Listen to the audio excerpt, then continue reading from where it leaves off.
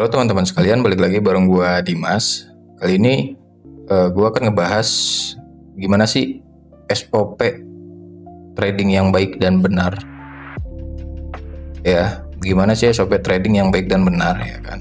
Agar trading kita tuh tidak gambling gitu. Jangan hanya berpatokan pada kayaknya naik nih, kayaknya turun nih. Nah, itu justru yang akan membuat kalian terkena stop loss. Kita langsung aja ke inti dari materinya ya. Di sini sudah saya gambarkan SOP trading yang baik dan benar itu kayak gimana. Nanti akan saya kasih tahu contoh chartnya.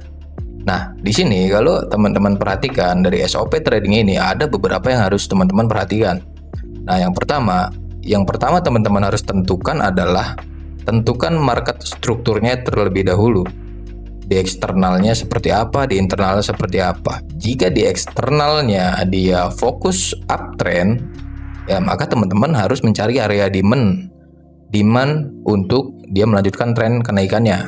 Nah, jika di eksternalnya downtrend, ya teman-teman harus fokus untuk mencari sell di area supply-nya, supply order block ya. Nah, di sini teman-teman harus menentukan dulu market strukturnya. Teman-teman harus cari mana breakout structure-nya, mana liquidity sweep-nya, seperti itu. Nanti akan saya berikan contohnya di akhir. Nah, yang kedua ya, di sini teman-teman tuh harus menentukan area change of character atau breakout structure jika ada. Ya, jadi breakout structure itu harus benar-benar yang valid ya, teman-teman. Buat teman-teman yang masih belum paham terkait smart money concept, menentukan change of character dan breakout structure yang valid seperti apa, teman-teman bisa cek di video saya sebelumnya dan pahami, benar-benar dipahami gitu. Jangan sampai ada yang terlewat karena banyak sekali poin pentingnya. Nah, yang ketiga di sini cari area demand atau supply terkuat. Nah, demand supply terkuat ya. Nih, area demand atau supply terkuat biasanya dilengkapi dengan fair value gap. Dilengkapi dengan FVG atau fair value gap atau imbalance ya. Nah, jadi ketika teman-teman sudah menentukan change of character dan breakout structure, teman-teman cari di mana area terendahnya sebagai area demand atau supply, area tertingginya teman-teman tandai. Lalu ketika masuk ke sana ya teman-teman harus perhatikan, cari liquidity-nya, ada tidak liquidity-nya atau liquidity sweep untuk melanjutkan kenaikan atau penurunannya. Nanti akan saya contohkan semuanya. Nah, selanjutnya yang keempat itu teman-teman harus mencari liquidity pada market, entah itu berupa liquidity pool, entah itu berupa inducement, entah itu berupa liquidity sweep. Ya, teman-teman harus menentukan itu. Nah, yang terakhir entry ketika masuk area supply atau demand. Nah, di sini poin pentingnya adalah teman-teman ketika market memasuki area supply atau demand itu tidak boleh langsung masuk begitu saja, teman-teman. Jadi, teman-teman harus lihat ketika masuk area supply atau demand ini respon market tuh seperti apa. Apakah dia masuk lalu di time frame besar dia mulai mengekor ya, bahasa gampangnya. Mengekor. Nah, kalau misalkan dia sudah mulai mengekor, next candle mengekor lagi, baru teman-teman masuk gitu. Jadi ada sedikit dorongan penolakan harga, baru teman-teman masuk. Jangan sampai ketika baru sekali masuk area teman-teman langsung ambil posisi, jangan. Teman-teman harus menunggu 2 sampai 3 candle berikutnya baru teman-teman masuk. Karena teman-teman harus melihat price action-nya itu seperti apa. Jadi market ketika masuk area supply atau demand itu seperti apa responnya. Kurang lebih seperti itu. Nah, habis ini saya akan langsung mencontohkan bagaimana yang baik dan benar SOP tradingnya ya. Langsung saja saya akan menggambarkan di sini. Kita ambil contoh market sedang uptrend kuat ya. Sorry, ini terlalu ini. Saya akan buat detail sekali sama teman-teman. Anggaplah market uptrend ya. Market uptrend, lalu dia membuat liquidity sweep, kembali lagi ke bawah, jemput area demand. Nah, baru dia naik ke atas. Nah, di sini jika teman-teman perhatikan market biasanya yang terjadi di lapangan itu seperti ini. Ya. Jadi dia low validnya di sini.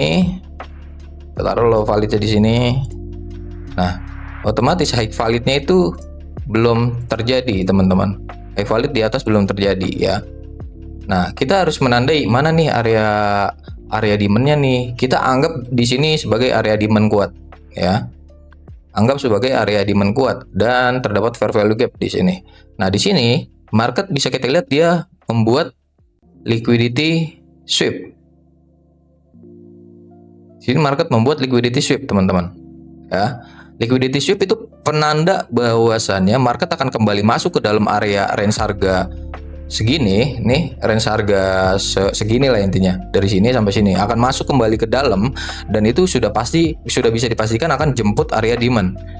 Nah, kuncinya antara market yang valid akan menjemput demand sama menjebol demand itu dia biasanya tentunya ada di liquidity sweep ini. Jadi ketika liquidity sweepnya terjadi, ada kemungkinan market berbalik ke area demand. Habis itu akan melanjutkan kenaikannya. Nah, jika tidak terjadi liquidity sweep, maka bisa saja market akan menjebol low-nya, lalu low ini akan menjadi change of character dan berbalik arah. Seperti itu, teman-teman. Jadi ketika liquidity sweep ini jadi, teman-teman harus menunggu di area demand untuk melanjutkan kenaikan. Nah, ketika masuk ke dalam area demand, teman-teman itu jangan langsung masuk. Teman-teman harus menunggu dulu dia ngekor, ya kan, masuk area lagi, ngekor lagi, baru ketiga kali atau keempat kali teman-teman baru boleh masuk. Seperti itu, teman-teman. Itu namanya price action. Itu untuk memvalidasi bahwa area demand ini kuat, jadi dia harus disentuh berkali-kali dulu, gitu loh. Nah, untuk menentukan price action ini teman-teman bisa menggunakan time frame besar seperti H1, M30, H4 seperti itu. Nah, kita akan lanjut contoh untuk sell. Kalau sell gimana, Bang? Kurang lebih sama, teman-teman. Jadi ketika market downtrend, ya kan, dia berhasil membuat area demand, lalu di sini berhasil nge-sweep ke bawah. Nah, dia akan kembali lagi ke area demand atau membuat liquidity dulu sebelum masuk ke area supply. Nah, habis itu baru akan lanjut turun ke bawah. Nah, jadi ketika supply-nya sudah terbentuk, teman-teman tuh harus menandai terlebih dahulu area supply-nya. Dan untuk memvalidasi dia turun lanjut ke bawah, melanjutkan penurunannya, sama seperti buy tadi, uptrend tadi, ini harus membuat liquidity sweep dulu di sini. Nah, setelah terjadi liquidity sweep ini, ya, baru teman-teman bisa pastikan bahwasanya market akan melanjutkan penurunannya. Jadi teman-teman harus menunggu sampai masuk area demand, supply. Ya. Jadi yang pertama sudah kita bahas, tentukan market struktur. Yang kedua, cari boss atau change of character karena sini sebagai contoh ya. Jadi tidak ada. Dan yang ketiga, cari area demand atau supply terkuat yang dilengkapi dengan fair value gap. Nah, yang keempat, cari liquidity pada market. Liquidity sweep, inducement boleh, liquidity pool boleh. Entry ketika masuk area supply atau demand, itu SOP-nya. Jadi ketika masuk area, dia sudah mulai mengekor, baru teman-teman masuk. Jadi kurang lebih SOP-nya seperti itu, teman-teman. Ya. Dan kita akan lanjut langsung praktek ke chartnya, ya. Di sini saya sudah buatkan di mana area supply terkuatnya. Untuk sementara market di sini bisa kita lihat market downtrend, teman-teman. Ya, kalau teman-teman lihat di eksternal H1, market membuat low, high, low. Nah, di sini bisa kita lihat di sebelumnya market berhasil membuat liquidity sweep di area sini. Ini market membuat liquidity sweep. Nah, setelah liquidity sweep jadi, baru low validnya di sini, di bawah liquidity sweep. Nah, ini bisa jadi indikasi bahwa market akan melanjutkan penurunannya. Ya, karena marketnya downtrend, teman-teman. Jadi bisa dipastikan dia akan melanjutkan penurunan.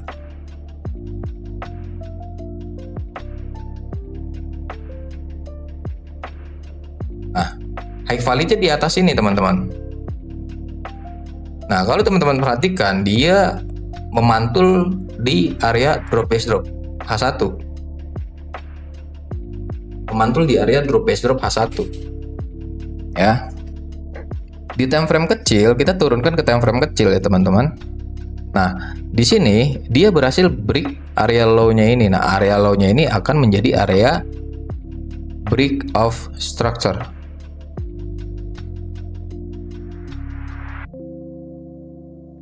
break of structure valid. Nah, area supply-nya ini ada dalam range harga yang sangat besar. Seperti yang sudah saya jelaskan tadi, ketika masuk area itu jangan langsung ambil posisi sell. Kenapa seperti itu? Karena kita harus melihat dulu price action-nya ketika masuk harga segini itu dia mau ngapain dulu. Apakah dia cuma mengekor atau dia mengekor ke bawah lalu naik lagi ke atas buat nge-sweep dulu baru turun. Seperti itu. Jadi jangan sampai kalian langsung masuk. Kalau kalian melihat turun kayak gini ya kan, kalian langsung buru-buru masuk di bawah sini, kalian akan keseret SL-nya. Akan floating loss ya. Nah, di sini bisa kita perhatikan market valid downtrend karena dia berhasil membuat breakout structure di bawah. Dan selanjutnya ini terjadi liquidity sweep ya. Kalau misal teman-teman lihat di eksternal di time frame besar ya, ini market membuat suatu area supply di atas, di area sini, range harga segini. Karena ini belum kena, ini belum valid, belum kena. Nah, ketika sudah membuat LQ shape, kita bisa berasumsikan market akan melakukan penurunannya. Nah, ketika sudah terjadi liquidity sweep, maka akan seperti itu skenario-nya. Jadi kita bisa tarik Fibo untuk menentukan target TP. Kita tarik dari low sini ke high di atas ya. Kita tarik dari low sini sampai ke high di atas karena di sini dia tidak berhasil break langsung ke 161, teman-teman. Jadi kita asumsikan dia akan naik kembali ke supply lalu akan turun sampai ke 161 dengan target di 3304. Nah, ini poin pentingnya teman-teman karena di sini dia price action-nya belum bagus ya menurut saya. Karena belum menyentuh area supply di atas, ada kemungkinan dia akan menyentuh dulu ke atas. Cuman kalau misalkan H4 sekarang ini close ya, lalu dia membuat ekor, ada kemungkinan dia naik kembali lalu lanjut turun sampai ke area bawah. Nah, baru kita bisa menentukan posisi entry. Kita entry di area supply di sini ya. Dengan target SL tipis, tidak terlalu tipis karena range harganya besar sekali di sini. Nah, dengan target TP di bawah, bisa dibilang di 600 pips. Nah, karena ini sudah berhasil breakout structure, ada kemungkinan nanti dia akan terjadi breakout structure di sini. Ya, karena ini low validnya di sini. Setelah terjadi liquidity sweep, nah maka breakout structure akan terjadi di sana. Di sini. Ini area low validnya di sini, teman-teman. Kurang lebih mappingannya seperti ini. Apakah nanti akan valid atau tidak ya, nanti akan kita lihat dan akan saya posting juga di channel YouTube saya berbarengan dengan ini ya. Kurang lebih seperti ini gambarannya. Nah, kita tinggal menunggu saja apakah market akan valid seperti ini atau tidak. Ya, kita tunggu saja. Oke, teman-teman. Seperti yang teman-teman lihat di sini ya, planning yang gue jalankan berhasil. Kenapa gue ambil di area sini? Kenapa gue nggak ngambil di atas ya? Karena kalau misalkan dia lanjut ke atas lagi, dia harus bikin liquidity sweep dulu di atas buat ngelanjutin kenaikannya, buat jemput area gue sebelumnya di 63, sorry. Nah, karena tidak terjadi liquidity sweep di sini dan dia langsung mengekor panjang, alhasil gue langsung masuk di sini tadi. Nah, baru ketika gue masuk ini gue tahan dan sekarang gue lagi running lumayan banyak ya, berapa pips nih kalau teman-teman lihat, udah running sekitar 200 pips ya, karena ini di sini jadi 160 pips gitu. Nah, di sini kalau misalkan teman-teman perhatiin planning yang lagi gue jalankan itu sedang running, jadi kita tinggal nunggu dia sampai ke take profit. Nah, dengan begitu analisa gua kali ini bisa dikatakan berhasil.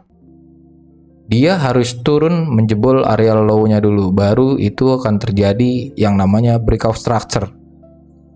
Seperti itu teman-teman. Jadi dia akan jadi breakout structure ya kan, baru dia akan liquidity sweep buat lanjut naik lagi ke atas gitu, jemput area supply terbarunya. Otomatis nanti high valid yang sebelumnya di sini akan berpindah menjadi di sini jika low validnya ini berhasil membuat breakout structure ke bawah. Kurang lebih seperti itu teman-teman. Nah, jadi kurang lebih untuk SOP trading ya. Untuk SOP trading Hanya seperti itu, sangat-sangat simpel sekali. Jadi teman-teman harus perhatikan marketnya ya, itu yang pertama. Tentukan market struktur eksternal dan internal. Setelah itu kedua, tentukan area change of character atau breakout structure jika ada.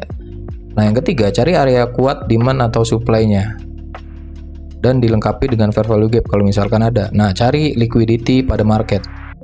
Nah, entry ketika masuk area supply atau demand. Nah, ketika masuk area supply atau demand, teman-teman harus perhatikan candlenya gitu.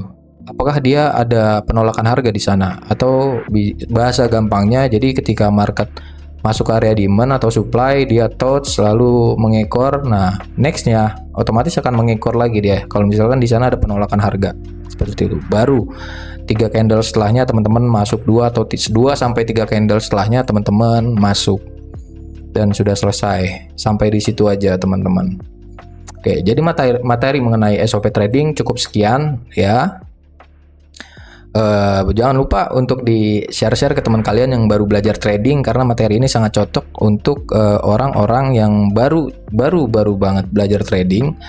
Dan ya jangan lupa di subscribe, di like, and di komen-komen kasih saran buat gue harus bikin konten apa lagi. Dan sampai bertemu di next materi berikutnya.